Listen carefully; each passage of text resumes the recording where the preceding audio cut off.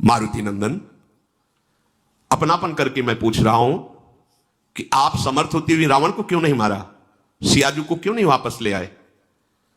भीम के ऐसा कहने पर कपिश्रेष्ठ हनुमान जी मुस्कुराते हुए बोले, सेवक का परम धर्म है कि स्वामी का यश हो, ऐसे ही कार्य करना चाहिए। बड़ी गूढ़ बात, ज्ञानी नाम अग्रगण्यम। सेवक का परम धर्म है ऐसे ही आचरण करे, बर्ताव करे, जिससे उसके स्वामी का यश हो। तुम ठीक कह रहे हो, ये अधम राक्षस रावण मेरे सामने भुनगे के समान था, मैं उसे ऐसे पीस सकता था ऐसे, किंतु संपूर्ण लोकों में मेरे स्वामी की कीर्ति में बाधा पड़ जाती। हाँ, रावण ने सियाजी चुराया और हनुमान जी वापस सियाजी को लाए और रावण का विनाश किया, ऐसा नहीं, स्वयं मेरे प्रभु ने विनाश किया। ये सेवक की चतुराई। जब वापस लौट करके लंका से आते हैं तो एक सुग्रीव जी का बगीचा था जिसमें मनमानी सब फल पाते हैं। सूचना पहुंची कि पहरेदारों को भी पीट करके जितने भी आपके प्रधान वो सब फल खा रहे हैं। सुग्रीव जी आनंदित हो गए, बिना रामकाज किए उस फल नहीं खा सकते थे हमारे सेवकजन, इसका मतलब रामकाज हो गया। किसने किया? बोले मारुति नंदन हनुमान। सामने देखा आ रहे, मुख प्रसन्न तन तेज विराजा, समझ गए कीन्हे से रामचंद्र कर काजा। बड़ा स्वागत।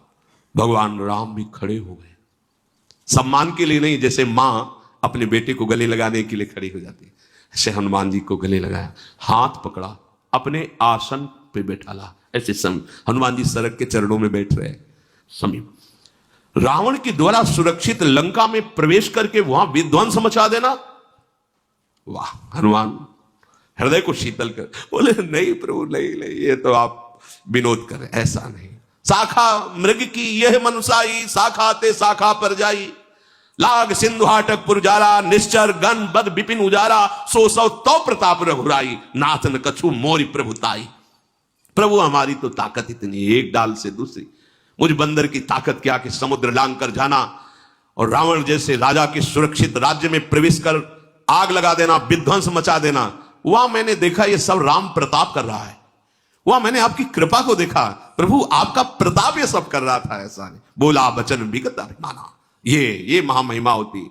हाँ हाँ प्रभु हम गए, ऐसा नहीं। सेवक वही जो स्वामी की यश कीर्ति को फैलाए, कहीं भी मान हृदय में स्पर्श न करे।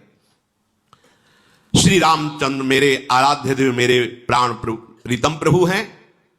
सेना सहित जब रावण का वध किया, सीता जी को वापस लाए तो उनकी कीर्ति हुई, मेरे स्वामी की कीर्ति हो, यही हमारा परम धर्म है। नहीं तो रावण मेरे लिए भुनगे के समान था, उस रूप में कह रहे हनुमान जी। बालक ही थे ना, वो मां से कहा, मां मुझे भूख लगी है, कुछ खाने को दो। तो बोले जो लाल फल, सुबह का टाइम था, वही पाना, मतलब मीठा लगेगा, अच्छा रहेगा। तो आकाश की तरफ देखा तो लाल लाल अरुणोदय हो रहा था, भगवान सूर्य लील गए। अरे सब देवता प्रकट हो गए महाराज, ये अब ये कोई फल है खा ले? बाल्यावस्था में सूर्य भगवान को मुख में दे। महाबली महाप्राज्ञ, तुम अपने भाई का प्रिय एवं हित करने में तत्पर रहो। हनुमान जी ने भीम से कहा, वायु देवता सदैव तुम्हारी सुरक्षा में है, तुम उनके पुत्र हो। मैंने इसलिए यहां रोका है कि आगे सौगंधिक वन ये दिव्य देवताओं द्वारा, बड़े बड़े ऋषि मुनियों द्वारा सेवित है, कहीं ऐसा ना हो जाए कि तुम्हारे द्वारा अपराध बन जाए, कोई ऋषि शाप दे दे। और तुम जिस फूल के लिए आए हो, वो फूल का ये रास्ता है, यहां से सरोवर मिलेगा, शास्त्रों फूल है, बलवान हो तुम ले सकते हो जाकर, पर इस मार्ग से मत जाओ क्योंकि यहां तुम्हें शाप मिल सकता है। जब किसी देव वन में प्रवेश करे तो वहां मंत्र जाप करते हुए और नमस्कार मुद्रा में प्रवेश करे। तुम यहां ना मंत्र जाप कर रहे थे, ना नमस्कार मुद्रा थी, बल ऐसा नहीं। आगे जो देव मार्ग में ऐसे नहीं चल, जैसे गुरुजनों के पास जैसे जाया जाता है, उनकी डेवड़ी से हाथ जुड़ गए, ग्रीवा झुकी, बिल्कुल दैन्य एक तिनके के समान दासत्व भाव लेकर जाया जाता है। ऐसा थोड़ी कि वहां और थोड़ा हिड़ा के छाती ऐसे कि हाँ हमें क्या कमी, ऐसा नहीं। जितना झुकोगे उतना उठ जाओगे और जितना उठोगे उतना झुक जाओगे। ये ऐसे दरबार है आराध्य देव का, गुरुदेव का, महापुरुषों का। यहां जितना झुकोगे उतना उठ जाओगे और जितना उठोगे उतना झुक जाओगे, बस देखना है। ये जो तुम दुस्साहस कर रहे थे ठीक नहीं है, हनुमान जी ने बताया। धर्म का पालन करो, स्वधर्म में स्थित रहो, श्रेष्ठ मार्ग पर चलो। धर्म को जाने बिना कोई भी कार्य नहीं करना चाहिए। पहले जानना चाहिए कि धर्मयुक्त है मेरे लिए कि नहीं।